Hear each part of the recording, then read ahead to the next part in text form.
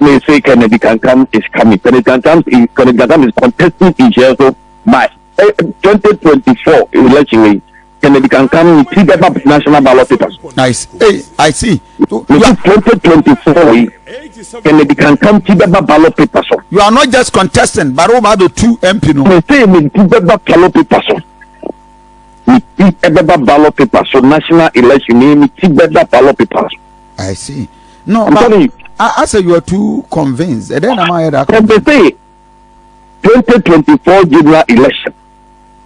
Kennedy Kamkam ballot papers, electoral commission ballot papers. I want to make an update. I hope it's not in reference to Oko Independent. Oh, so no. If you say no man knows and go you know, what is wrong with that? Oh, really? And if you are not clear, you go for independence. So we say the ballot papers in general election. Electoral commission ballot paper no with or without the party clearance. We see ballot papers. Hey, I'm telling you, general election, electoral commission elections no ballot papers. No, but this is a very explosive statement. It means that the party not clear why you are going independent. So we are not for the show.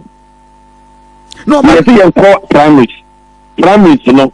I know I will win the primary, and I'm just concerned that I will be on the ballot paper in the electoral commission.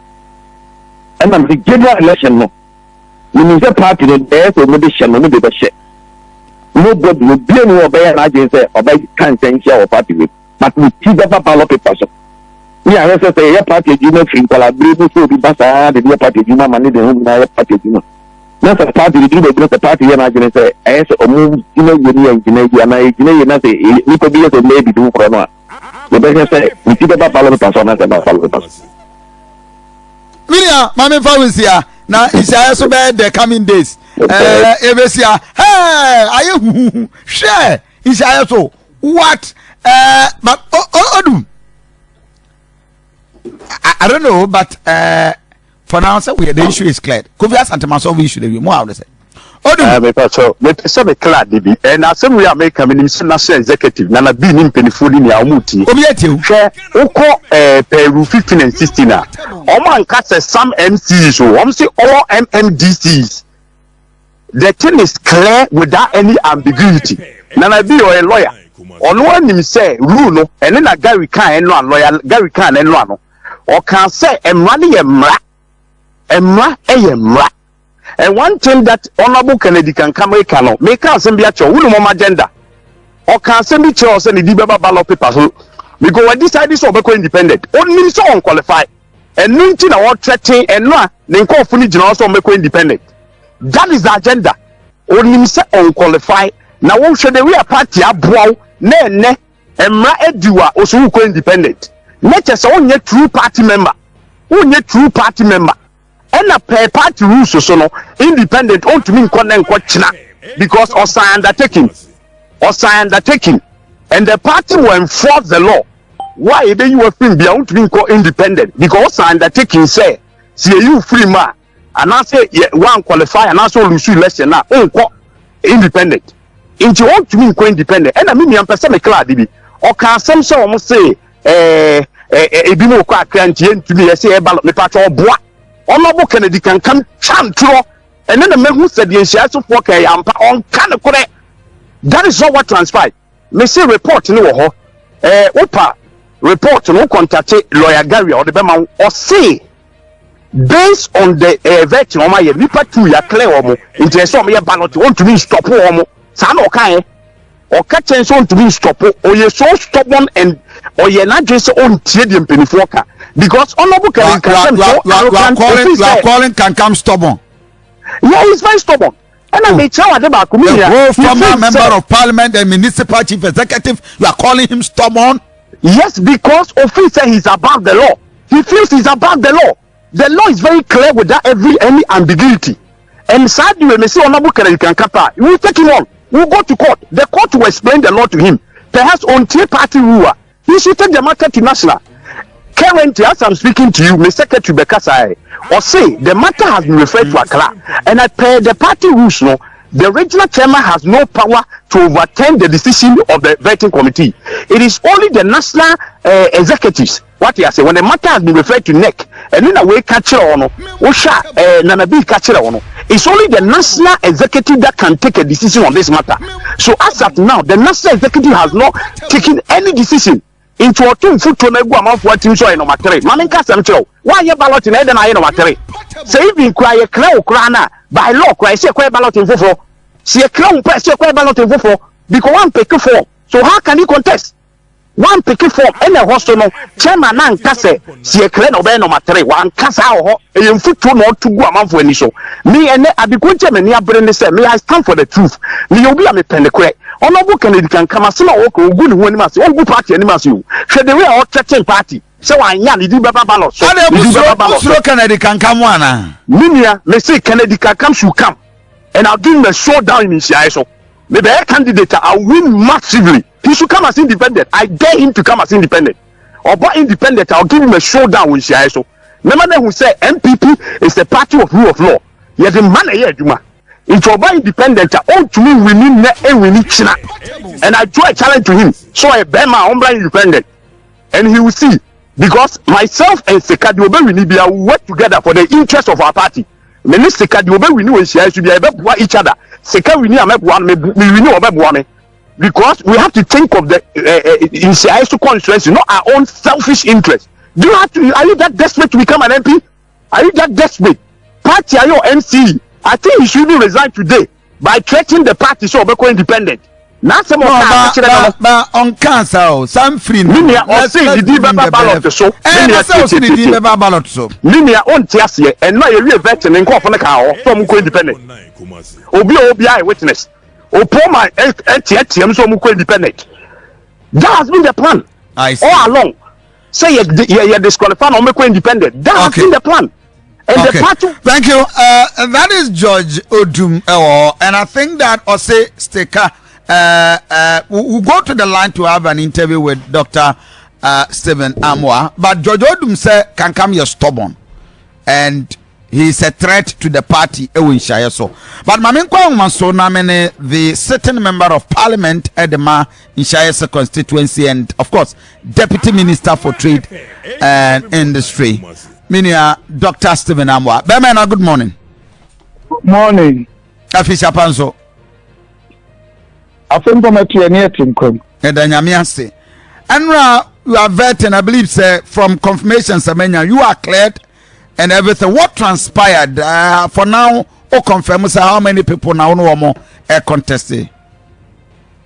Minia no pay me that next year or take a course or 2-4. Asante hini na say to baby o to so yini na machia mo so dwumadie amudi so me na afia mam na machia asante mani nhia yeso adehie nyina me de minni say enu anipa mienu ena ye vet ye balloting no yeah enti me di kan ena me yi mienu okay you know me say nyankopon say me nko second term. I see.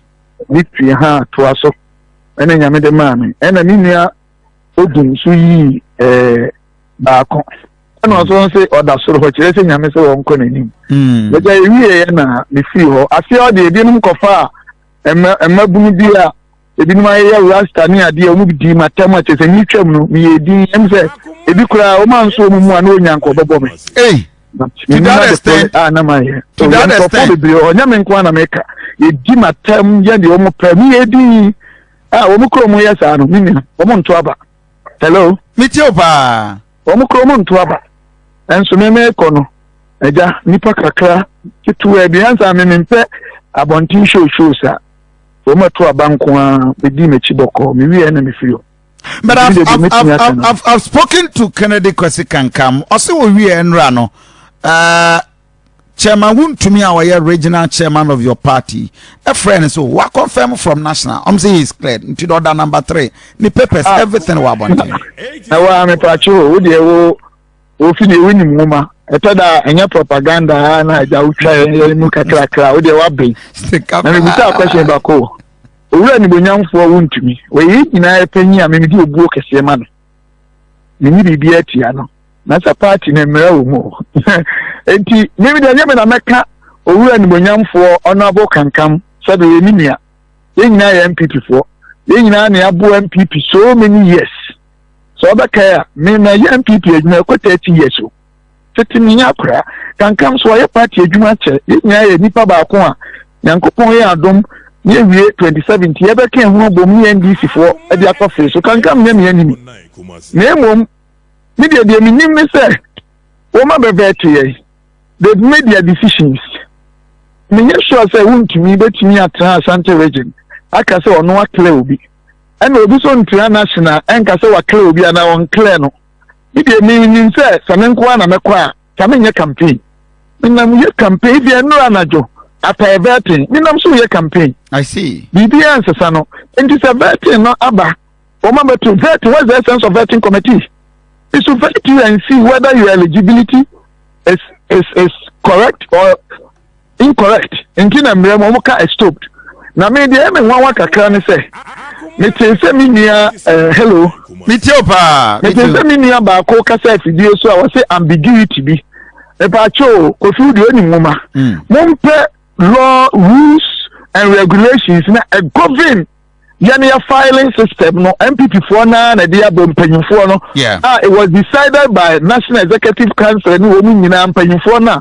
And Mrane woman only 15 and 16 now. Because 15 they say the foreign persons are stopped from contesting. That is, they cannot contest. One, national organizers, all national officers, all regional officers, all constituency officers, and all MMDCs, all. I am so emphatic. Okay, all. So be any mathematics, you can be the Venn diagram.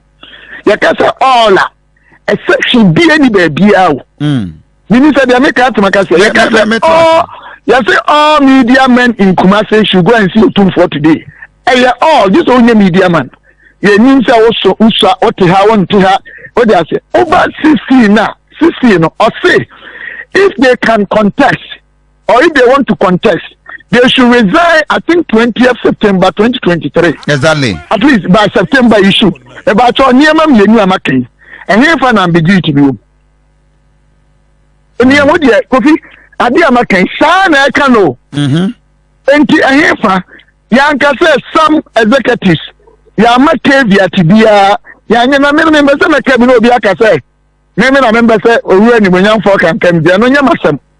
But MPP party a fraternity you see the American namin can be democracy so man is so mumra so I tell my say mrani I say so here so Mr. Cabin to menkashi but here we are seeing now will be and I dey make count to myself but would you be surprised say who can come say or contest because not even contesting because also obesho so just we be two say ba no there be no album ya na we mi see akonya enhia so fo na wo ha no no munim adwuma mi nia Kamkam baye ene de me ma ba baye ene tra me no ma tra enfie me ensani you see ya na me besa my politics na ni nia no nkrofo bi on radio what I say because we obi I respect Kamkam and I'm respecting share so for no and Kofi win my adwuma me parliament me MPP sabe nyese ni tumanu wa wini and parliament adwuma no so Kamkam so ko obi enu adwuma e ba share so ha obi enu de me yama wo bo and you say be a said in two menum. And to say she also for say,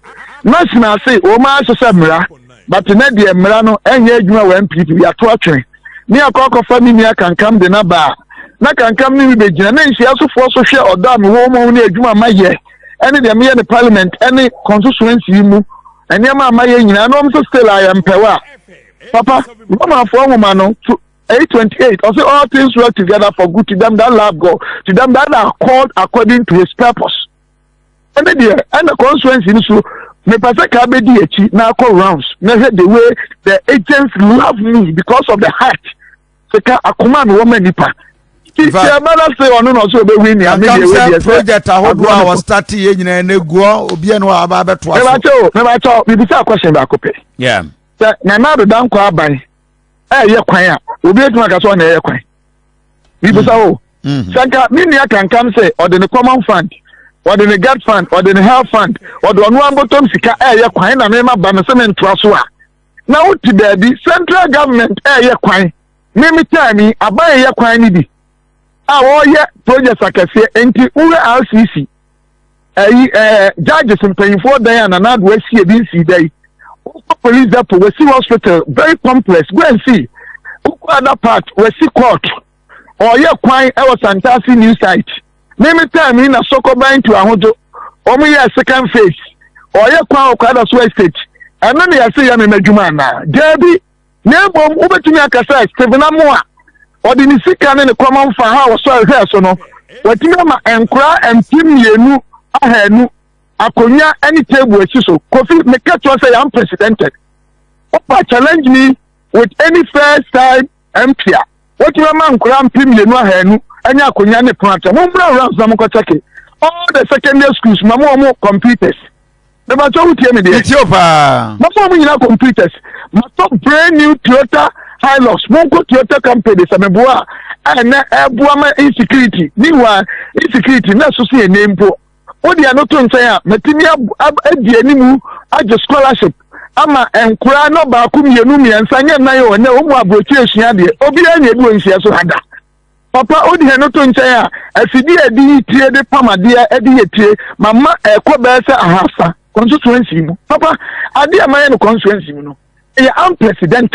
And so I no say for no why bibia me pa cho me na no lose election 3 years on see hadam onso so ansi no kan lose ye no on see hoda 3 years me pa cho me bua mo wo de mo am research o te constituency nu aha na ni fie wo owo asokore mampon aha no obeda bu so mo say constituency no for executive say aye bibi kwa be na betu awansi dida we move say me kwa campaign no boa me bu o campaign no bu so mu say afia so am o say na onya MPD o ma bro nyaade enso na Dr. Oluwanimonyamfo Dr. Anane e wo so no me na me nya MP na me nya kankam nya MP aso ni ma bro nyaade yesu yakwa yie onu ni nipa nam ha me nipa na Dr. Anane nipa nam ha ena bi ayi oni nyina so won ko biem enti onu ana afre constituency say afa de opo mo chawa bone onka na say constituency we ye ne obi anya akwanya ekwa abotio school constituency enkuranya kwansu ade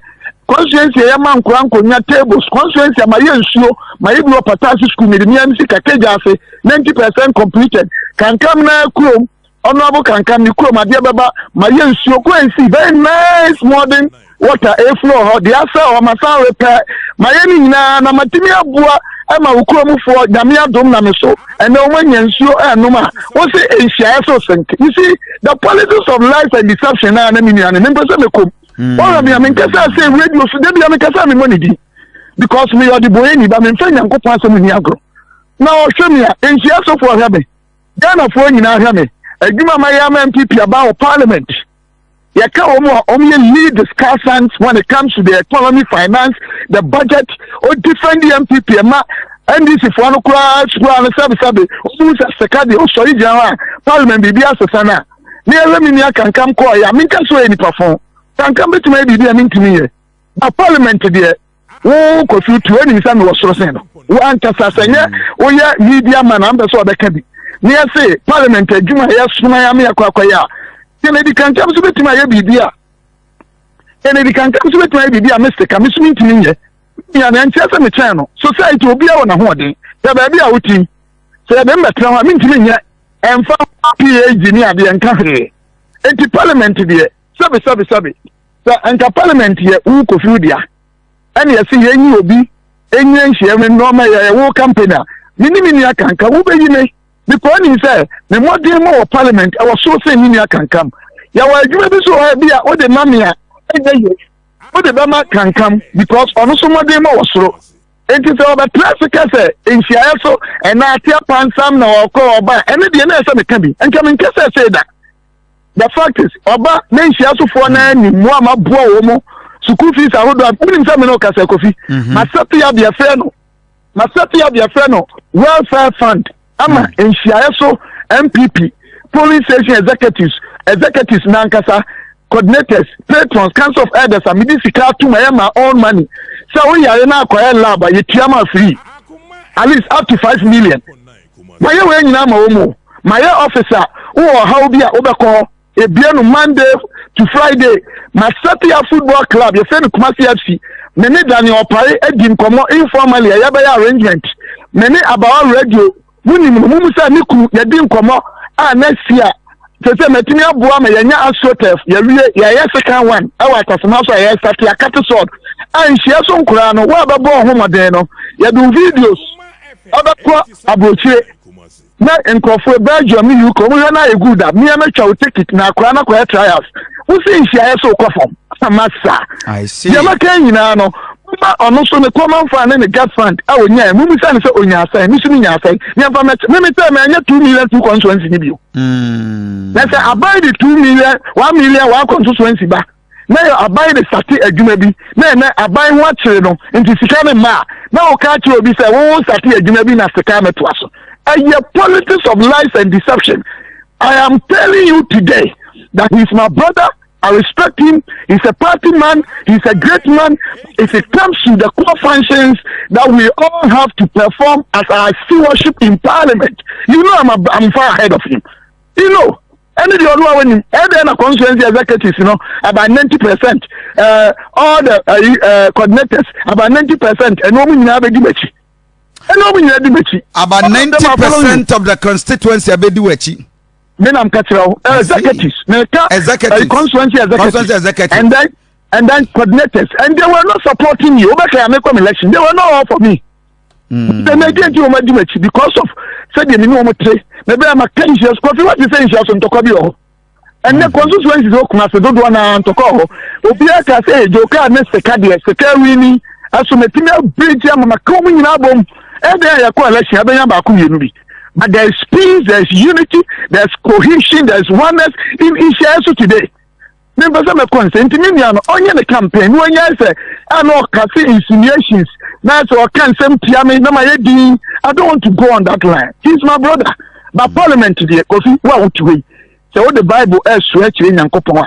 Parliament, Sabe, Media can come, and then the young Konomi Parliament. Ejuma, Mayama, by any Ghana, any MPP. Another BS in Yamua front page in Shiasu MP, this, in Shiasu, and Ghpage constituency. That's a channel. Can come and respect you in India, meeting in the Sentiano.